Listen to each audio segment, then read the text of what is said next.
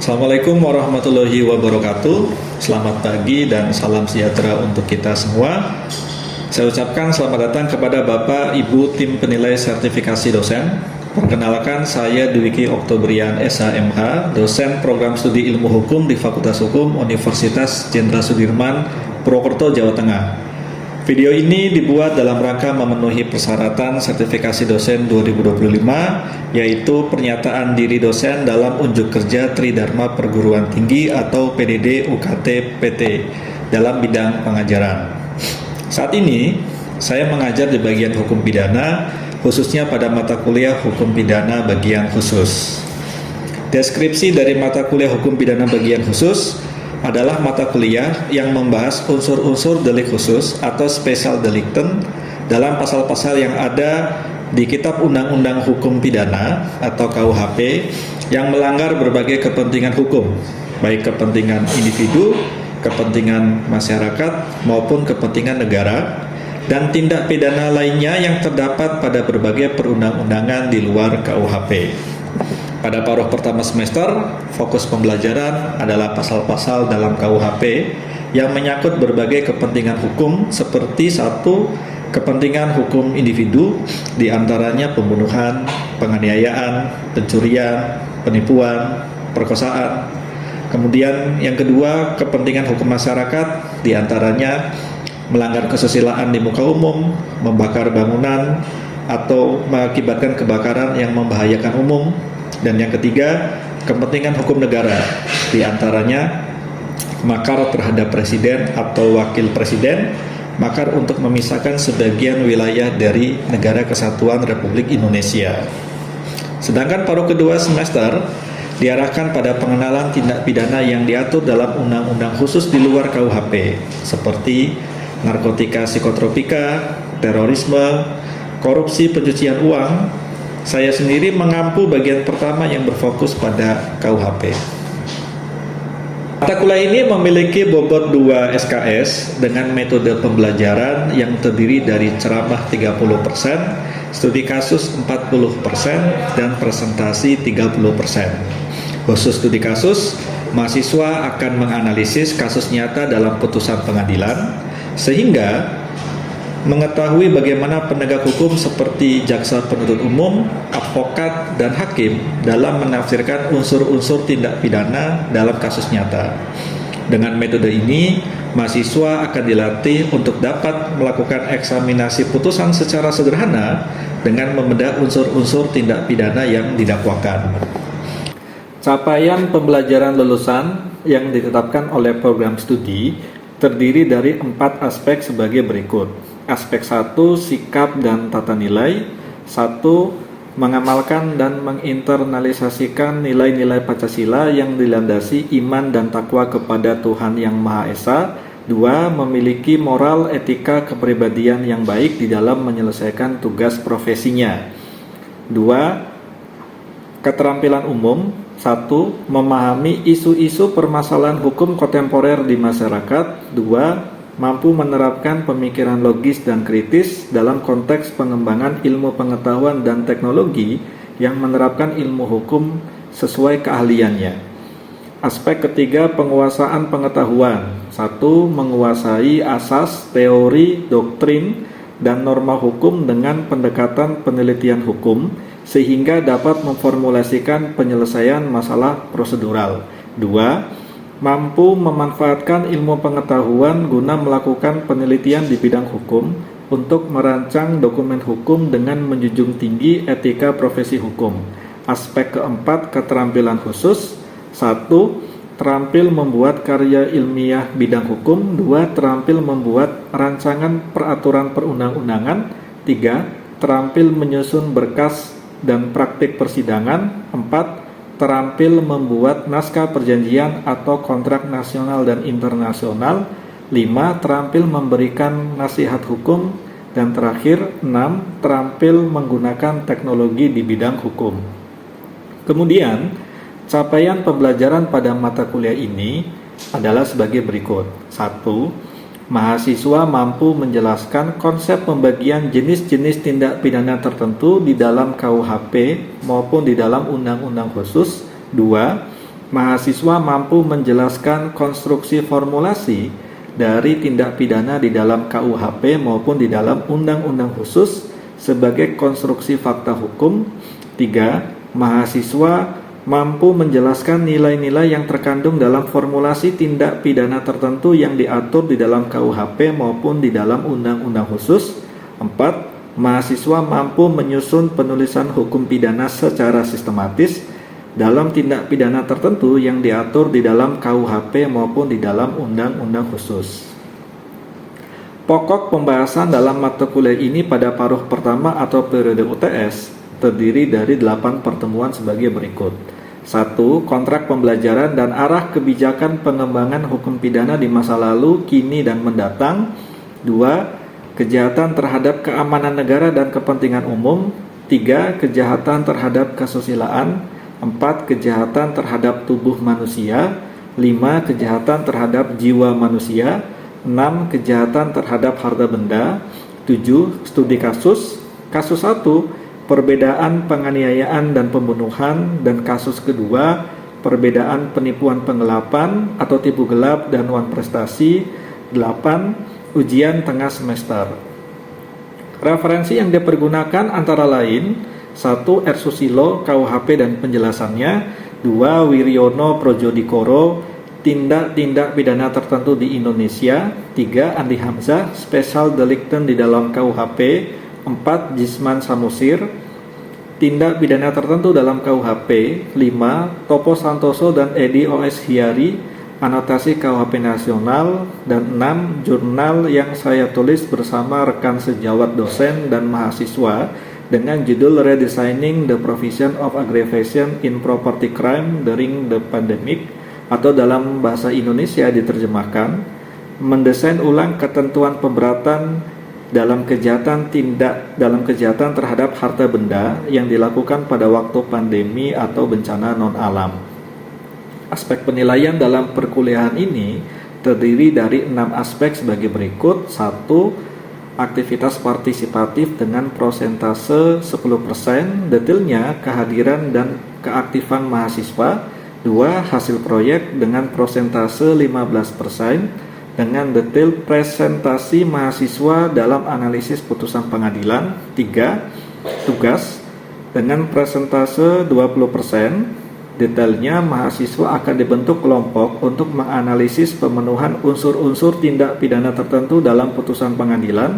4. Kuis dengan prosentase 15%, mahasiswa menjawab soal-soal ringkas berkaitan dengan unsur-unsur tindak pidana tertentu secara konseptual.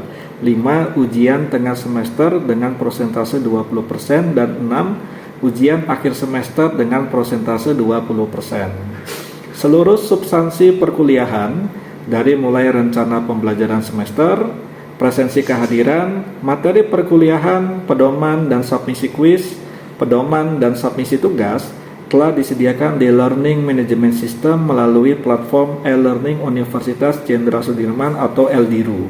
Setiap mahasiswa diwajibkan mengakses LMS LDIRU ini dalam tiap perkuliahan.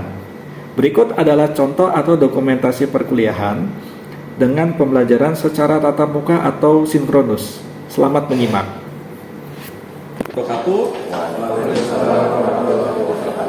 Selamat siang, salam sejahtera bagi kita semua. Hari ini kita akan melanjutkan mata kuliah Hukum Pidana Bagian Khusus dengan topik kejahatan terhadap harta kekayaan. Sub pembahasan yang akan kita bahas pada siang hari ini adalah tentang delik pencurian, sebuah delik yang paling sering muncul dalam catatan sistem informasi penelusuran perkara di berbagai pengadilan negeri manapun. Capaian pembelajaran pada pertemuan ini adalah mahasiswa mampu menjelaskan unsur-unsur tindak pidana pencurian berdasarkan putusan pengadilan. Sehingga pertemuan pada hari ini adalah untuk melatih teman-teman memahami jika menemukan suatu fakta hukum tertentu terhadap unsur-unsur pencuriannya itu penerapannya seperti apa. Nah, delik pencurian yang akan kita bahas akan berada pada pasal 362 KUHP, 363 dan 365. Di pasal 362 ini adalah pasal basic dalam delik pencurian yang kemudian akan menjadi dasar dalam pasal-pasal pencurian berikutnya di 363 dan 365. Di pasal 362, untuk dikatakan sebagai pencurian, diperlukan beberapa unsur. Yang pertama, setiap orang. Tetapi unsur ini tidak perlu kita bahas karena kita relatif membahasnya di pertemuan-pertemuan sebelumnya. Kemudian unsur yang kedua adalah mengambil. Makna mengambil adalah barangnya berpindah secara fisik. Si A menjamret handphone si B, handphone A berpindah ke B. Kemudian barang. Makna barang adalah segala sesuatu yang dapat memiliki nilai ekonomis. Kemudian yang ketiga, maksud memiliki, ini artinya bahwa kesalahan dari si pelaku pencurian berada pada kesengajaan dan coraknya adalah sengaja dengan maksud. Dan terakhir, melawan hukum. Menurut Profesor Sudarto, melawan hukum relatif dimunculkan secara eksplisit supaya perbuatan hukum keperdataan secara murni itu tidak bisa dijerat dengan 362. Contoh, si A berhutang kepada si B, ya. B mensyaratkan adanya gadai suatu sepeda motor. Pada saat B mengambil motornya A, itu sekilas masuk pencurian, tapi unsur melawan hukumnya tidak terpenuhi kalau ada perjanjian gadai di antaranya. Nah, di 362 ini hukumannya adalah paling lama 5 tahun atau denda Rp900. Karena perkembangan nominal hari ini, maka kita hanya mengukurnya dengan 5 tahun. Di 363 ayat 1 yang tadi disebut sebagai 5 tahun itu kemudian diubah menjadi 7 tahun dengan 5 syarat atau 5 keadaan. Yang pertama, ternak. Ternak adalah hewan berkuku satu atau hewan memamah biak. Jadi ayam, unggas, ya, itu tidak masuk ke dalam pasal 363 ayat 1 angka 1. Kemudian yang kedua, kebencanaan atau musibah. Pada keadaan ini seharusnya orang-orang punya empati. Kemudian yang ketiga, malam hari, dimunculkan karena probabilitas korban untuk meminta pertolongan jadi lebih kecil. Kemudian yang keempat, bersekutu atau penyertaan. Dan yang kelima adalah dengan cara merusak atau menggunakan anak kunci palsu, perintah palsu, atau jabatan palsu.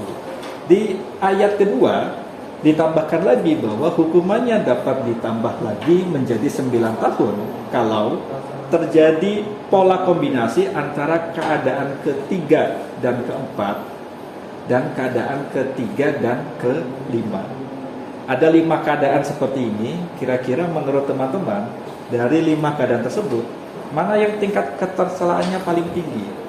Mbak Ajen mungkin bisa bantu jawab. Menurut saya tingkat tercela paling tinggi itu ada di pasal 363 ayat 1 poin ke-3, Pak. Pencurian di malam hari dengan beberapa alasan. Yang pertama, kita melihat dari sudut resikonya, korban dalam hal ini sulit untuk mencari pertolongan. Kemudian jika dilihat dalam stigmatnya ada di pasal 363 ayat 2, Pak, bahwasanya ketika orang yang mencuri di malam hari dan dilakukan secara bersekutu juga merusak ataupun memanjat, itu hukumannya lebih berat. Jadi saya simpulkan bahwa di pasal 363 ayat 1 poin ke-3 itu yang paling tercela, Pak. Ya, jawabannya betul ya. Kita lanjut ke pasal berikutnya di 365. Pencurian yang dilakukan dengan kekerasan atau ancaman kekerasan. Di 365 ayat 1, hukumannya akan langsung berubah, ya, menjadi 9 tahun. Kekerasan atau ancaman kekerasan, atau saya sebut sebagai 2 delik tersebut, itu dapat dilakukan dalam 3 timeline. Sebelum dilakukan untuk mempersiapkan, ketika dilakukan untuk mempermudah, dan setelahnya dilakukan karena yang bersangkutan tertangkap tangan. Di ayat 2 dijelaskan lagi bahwa hukumannya akan bertambah menjadi 12 tahun.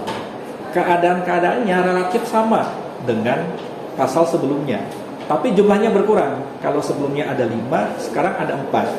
Yang menghilang adalah ternak dan kebencanaan. Yang ditambah adalah yang mengakibatkan luka berat.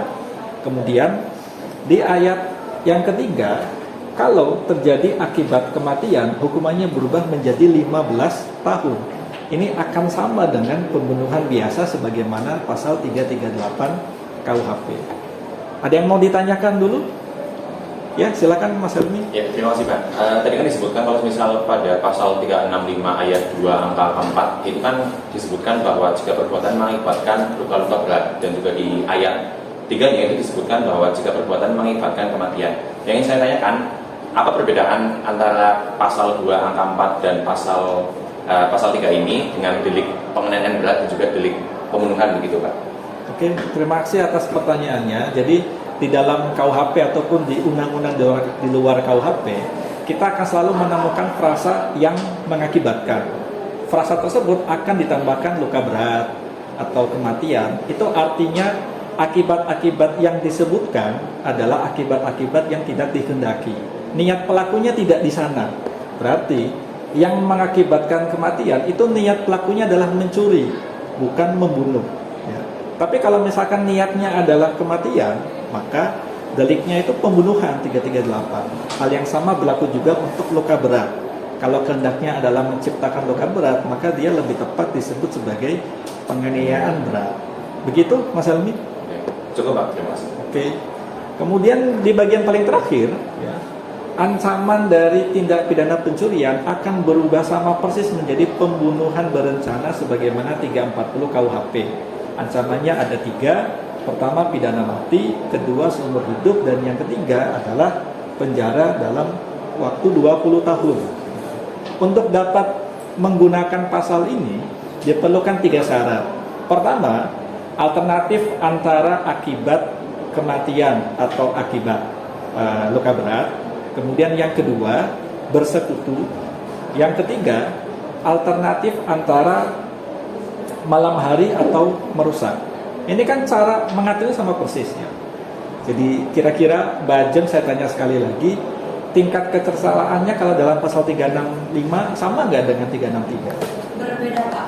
Ya. Kalau di pasal 365 ini yang paling tercela ya ada di pasal 365 ayat 2 poin kedua, bahwa perbuatannya ini dilakukan secara bersekutu. Kalau misalkan sebelumnya tadi kan yang paling tercela itu kan dilakukan pada malam hari.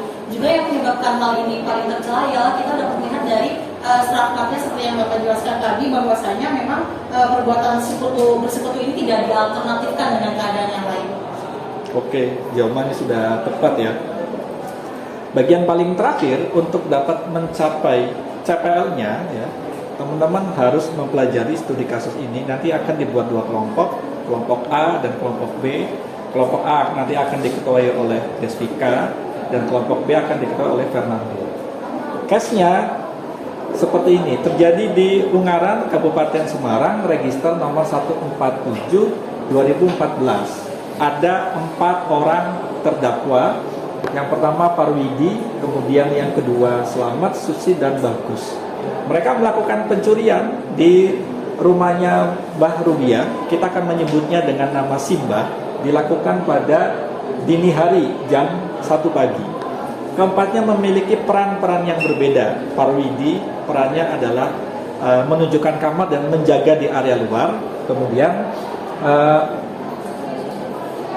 Bagus memegang tangan, Selamat membekap mulut Simbah, dan kemudian Susi memegang kaki. Karena Mbah Rubiah terus-menerus meronta-ronta, tidak menyerah, maka Selamat ya, yang sebelumnya mendekap mulut kemudian memasukkan tangannya ke dalam mulut Simbah. Akibat yang muncul kemudian adalah Simbah meninggal dunia. Berdasarkan hasil visum et repertum, teman-teman dapat melihat bahwa terjadi penyempitan pembuluh darah otak dan jantung dan tanda-tanda kekurangan oksigen. Delik ini menimbulkan kerugian 12 juta rupiah dengan rincian gelang, kalung, dan berbagai perhiasan lainnya termasuk uang tunai. Majelis hakim dalam putusan ini menyatakan bahwa terdakwa terbukti melakukan pasal 365 ayat 4 dan hukumannya adalah 10 tahun.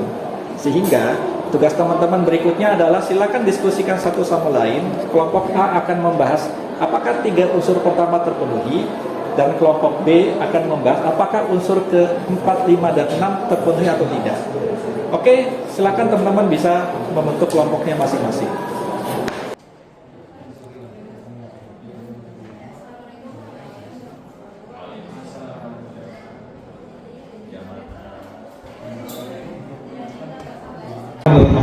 ini lebih tepat disebut sebagai penyertaan atau penampilan.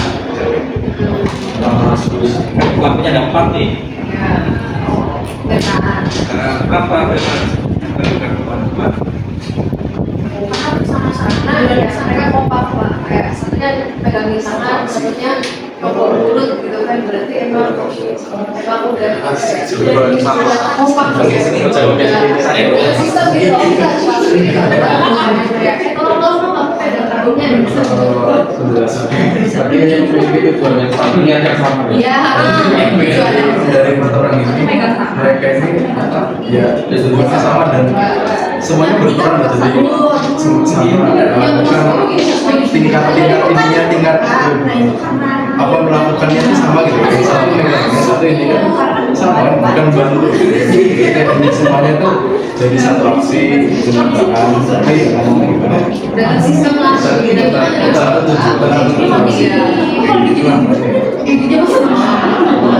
Ya, oke. Dia bikin bisa ya. Sini apa ya?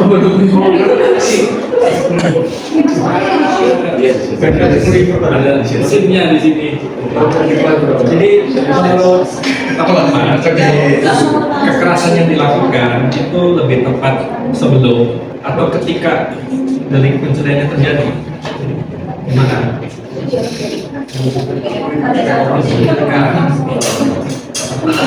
Ketika bukan sebelum. Pencurian itu sudah terjadi Pak, jadi pas itu udah terjadi itu tahuan masih dari baru yang langsung dilakukan tindakan sama para pencuri ini supaya biar para pelakunya itu supaya lancar dalam menjalankan aksi. Berarti lebih tepat untuk mempermudah pencurian, mempersiapkan pencurian atau mempermudah pencurian. Lebih tepat mempermudah. Mempermudah berarti dilakukan ketika pencurian berlangsung. Oke, teman-teman tadi sudah berdiskusi satu sama lain ya. Ada 6 unsur yang disebutkan dalam putusan ini terkait dengan pencurian yang dengan kekerasan mengakibatkan korbannya meninggal dunia. Oke, kita akan mulai dulu dari 3 unsur pertama, mulai dari kelompok A terlebih dahulu, silakan. Terima kasih atas kesempatannya Bapak. Saya akan menjelaskan terkait 3 unsur dari pasal 365. Yang pertama itu adalah unsur barang siapa. Jadi dalam unsur ini kita harus tahu siapa pelaku dari kejahatan ini. Yang pertama itu barang siapa itu para terdakwanya, ada Parwidi, ada Slamet, ada Susi, dan ada Bagus. Mereka berempatlah yang melakukan pencurian disertai kekerasan ini. Yang kedua itu adalah unsur mengambil barang orang lain yang melawan hukum. Jadi dalam penerapan kasus Mbak Rubiah ini, para terdakwa itu mengambil barang seperti kalung emas, ada cincin, gelang, dan uang tunai dari Mbak Rubiah. Nah, barang-barang itu jelas milik Mbak Rubiah, bukan milik mereka. Dan tindakan mengambilnya itu jelas tanpa izin dari Mbak Rubiah. Bahkan Mbak Rubiah juga tidak menghendaki barangnya untuk diambil. Niat mereka adalah untuk memiliki barang-barang tersebut secara tidak sah. Lalu unsur yang ketiga itu adalah didahului, disertai, atau diikuti dengan kekerasan atau ancaman kekerasan. Dalam kasus ini, kekerasan itu terjadi disertai saat pencurian itu berlangsung. Jadi saat mereka mengambil perhiasan, Slamet itu membekap mulut Mbak Rubiah, lalu Bagus memegang tangannya, dan Susi memegang kaki Mbak Rubiah. Nah, perbuatan ini membuat Mbak Rubiah pingsan dan tidak berdaya. Itu disamakan dengan penggunaan kekerasan. Kekerasan ini dilakukan dengan maksud untuk mempermudah pencuriannya. Bahkan karena Mbak Rubiah itu jadinya meronta-ronta hingga memberontak, Slamet sampai memasukkan jarinya ke mulut korban, sampai korban ini mengalami kekurangan oksigen dan akhirnya meninggal dunia. Kurang lebih seperti itu, Pak. Terima kasih. Oke, terima kasih Desmika. Kita lanjut lagi ke kelompok B. Kita akan mempresentasikan unsur ke-4, 5, dan 6. Silakan Mas Putu. Ya, baik, terima kasih. Jadi unsur keempat ini itu adalah terkait dilakukan pada malam hari. Kalau bisa didefinisikan, malam hari itu diartikan sebagai dari terbenamnya matahari sampai dengan terbitnya matahari. Jadi sekitar jam 16, jam 18 sampai dengan jam 5 dini hari. Jadi kalau dalam kasus ini itu pada pukul 1 dini hari. Jadi sudah jelas dan terang bahwa ini dilakukan di malam hari. Kemudian dilakukan 2 orang atau lebih dengan bersekutu. Betul, bahwa ini bersekutu, bukan pembantuan. Dalam arti kalau pembantuan itu melakukan memberikan sarana, memberikan bantuan, sedangkan dalam hal ini keempat pelaku ini secara serempak, secara kompak dengan tujuan yang sama, dia melakukan niat untuk mencuri itu. Jadi tujuan yang sama, bukan pembantuan tapi penyertaan, sehingga betul dilakukan 2 orang atau lebih dengan bersekutu. Kemudian unsur keenam adalah mengakibatkan luka berat atau kematian. Dalam kasus ini korban mengalami kematian, namun kematian ini disebabkan tidak karena niat dari para pelaku, namun para pelaku ini hanya memiliki niat untuk mencuri barang milik si Mbah. Jadi betul mengakibatkan kematian seperti itu. Ya, oke, terima kasih Bernardo atas paparannya. Ya, tadi kita sudah menyimak dengan baik paparan yang disampaikan oleh Desmika dan Fernando. Barangkali saya akan highlight beberapa hal saja ya. Kalau dari kelompok A, bahwa kekerasan yang dilakukan itu dilakukan pada saat pencuriannya berlangsung. Itu artinya kekerasannya berfungsi untuk mempermudah pelaksanaannya. Kemudian di kelompok B ya, ada 2 hal yang mau saya highlight, bahwa yang pertama bersekutu, bahwa keempat pelaku sama-sama memiliki niat yang sama. Keempat-empatnya berkedudukan sebagai sama-sama pelaku, bukan satu orang pelaku, bukan satu orang pembantu. Kemudian bagian terakhirnya adalah akibat kematian. Kematian yang muncul itu bukan sesuatu yang dikehendaki oleh para pelaku, tapi itu dilakukan dalam rangka supaya korbannya itu menjadi tidak berkorban. Oke, terima kasih atas masing-masing paparannya. Saya pikir ketika teman-teman sudah bisa menjelaskan satu persatu unsurnya, berarti capaian pembelajaran ini telah terpenuhi. Sebagai penutup, mungkin teman-teman bisa 1 orang menyimpulkan pertemuan kita hari ini. Silakan. Boleh, Bella? Terima kasih atas kesempatan yang diberikan kepada saya untuk memberikan kesimpulan. Kesimpulan yang bisa saya tarik dari penjelasan mengenai ketentuan-ketentuan terkait pemindanaan dalam kasus pencurian, yaitu ketentuan hal-hal yang memperberat ancaman pidana terhadap pencurian tidak dapat berlaku dalam keadaan non bencana seperti COVID-19. Jadi jika ada pencurian yang terjadi di saat COVID-19, maka COVID-19 itu tidak dapat ditetapkan sebagai tempus delicti yang dapat mempengaruhi tuntutan atau hukuman, karena dalam pasal 363 hanya disebutkan bencana alam saja, bencana non alam tidak dapat memberatkan. Nah, lalu apa yang dapat mempengaruhi ancaman pidana terhadap pencurian? Yaitu hal-hal yang telah disebutkan secara substantif dalam pasal 363 dan 365, serta keadaan barang yang telah dijual atau telah berpindah tempat. Sekian, terima kasih kesimpulan yang dapat saya berikan.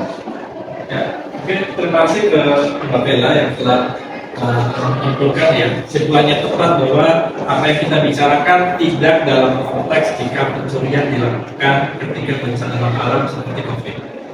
Baik, saya kira pertemuan bisa kita cukupkan untuk hari ini ya. Ini adalah pertemuan terakhir dan nanti di pertemuan berikutnya adalah ujian tengah semester. Ujiannya closed book, ujiannya open book, dan nanti bentuk ujiannya akan relatif sama dengan ini. Teman-teman diminta untuk menjelaskan tiap-tiap unsur deliknya apa saja. Saya kira itu saja yang bisa disampaikan untuk perkuliahan pada siang hari ini. Wassalamualaikum warahmatullahi wabarakatuh.